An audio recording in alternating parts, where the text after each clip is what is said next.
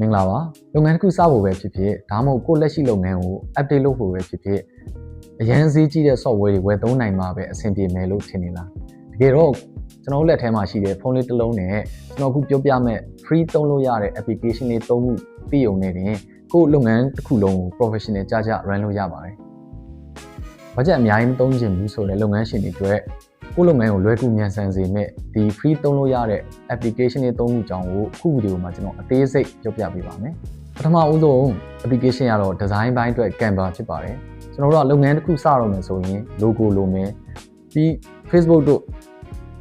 TikTok တို့မှာ post တွေတင်ဖို့အတွက် design လာလေးလိုပါတယ်ကိုယ်တိုင်လည်း design မဆွဲတတ်သေးဘူး professional designer တွေငါ့ဘူး budget မတက်နိုင်သေးဘူးဆိုတော့ Canva ကကယ်တင်ရှင်ပါပဲ Canva ရဲ့အားသာချက်ကဖုန်းထဲမှာတင်အလွယ်တကူသုံးလို့ရတယ်။ business အမျိုးအစားလိုက် template လာလေးတွေလည်းထောင်ထဲချီကိုအခမဲ့ပေးတုံးထားပါတယ်။ကိုကစာသားကလေးထည့်လိုက်ရင်ကို product ပုံလေးတွေထည့်လိုက်ရုံနဲ့မိနစ်ပိုင်းတွင်အရန်မိုက်တဲ့ logo တွေကိုကိုယ်တိုင်ဖန်တီးလို့ရပါတယ်။ဒါကြောင့် Canva ကိုပထမဆုံး install လုပ်ထားဖို့ကြံပြုပါတယ်။ဒုတိယမြောက် application ကတော့ video edit လုပ်ဖို့အတွက် CapCut application ပဲဖြစ်ပါတယ်။ကုန်ပစ္စည်းတွေရောင်းချင်တာဖြစ်ဖြစ်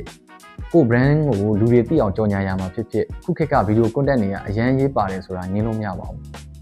ကိုယ်တိုင်က video content တွေမလုပ်တတ်ဘူးခက်ခဲတယ်လို့ထင်နေရင် CapCut ကိုစမ်းသုံးကြည့်ပါ CapCut ရဲ့အားသာချက်ကဖုန်းနဲ့အလွယ်တကူသုံးလို့ရတဲ့အပြင် caption တွေ background music တွေ transition တွေအများကြီးသုံးလို့ရတဲ့အပြင်မှာ TikTok တို့ YouTube တို့မှာခက်စားနေတဲ့ effect လာလေးတို့လည်းအခမဲ့ပေးသုံးထားပါတယ်ကိုပစ္စည်းလေးတွေကိုဖုန်းနဲ့ပဲတက်ပုံရ CapCut ထဲထည့် music လေးတွေနဲ့ caption လေးတွေထည့်လိုက်ရုံနဲ့တင်အရန်မိုက်တဲ့ video တွေကိုကိုယ်တိုင်ဖန်တီးယူလို့ရပါပြီဒါကြောင့် video edit လုပ်ဖို့အတွက် CapCut ကို install လုပ်ထားဖို့အကြံပြုပါတယ်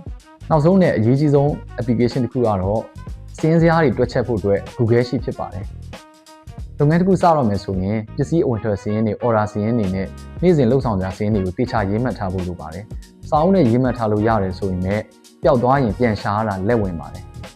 ဒီ Google ကနေ free ပေးသုံးထားတဲ့ Google Sheet application ရဲ့အားသာချက်ကတော့ကိုဖုန်းပျောက်သွားခဲ့မယ်ဆိုရင်တော့ကြိုက်တဲ့အချိန်ကြိုက်တဲ့နေရာကနေ login ဝင်လိုက်တာနဲ့ကိုစီးရင်စရာတွေကိုအချိန်မီပြန်စစ်လို့ရပါတယ်နောက်တစ်ခုက Google Sheet ရဲ့အားသာချက်ကနေ့စဉ်အယောင်စီးရင်တွေနဲ့အရှုံးမြတ်စီးရင်တွေလို့ရမ်းရှုပ်ထွေးတဲ့ကိန်းဂဏန်းတွေကို Excel နဲ့တင်လွယ်တကူတွက်ချက်ပြီးသိသိထားလို့ရတဲ့အတွက်လုပ်ငန်းရှင်တိုင်းမှာဖြစ်မနေဆောင်ထားတဲ့ application ဖြစ်ပါတယ်။အနည်းချုပ်အနေနဲ့ပြောရရင် design ဘိုင်းအတွက် Canva,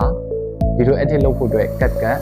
စီးရင်စရာတွေအတွက် Google Sheet ဒီ application လေးသုံးခုကကိုယ်ဖုန်းထဲမှာလည်းအခမဲ့သုံးလို့ရတဲ့ application သုံးခုပဲဖြစ်ပါတယ်။ကဲအခုပဲပြောပြတဲ့ app သုံးခုကို download ဆွဲပြီးတော့ကိုယ့်လုံးမှာစမ်းသုံးနေလိုက်ပါကျွန်တော်မျှဝေမှုကအကျိုးတစ်စုံတစ်ရာရှိတယ်ဆိုရင် like and follow လေးလုပ်ခဲ့ပေးပါဦးနောက်ဗီဒီယိုတွေမှာပြန်တွေ့ပါမယ်ကျေးဇူးတင်ပါတယ်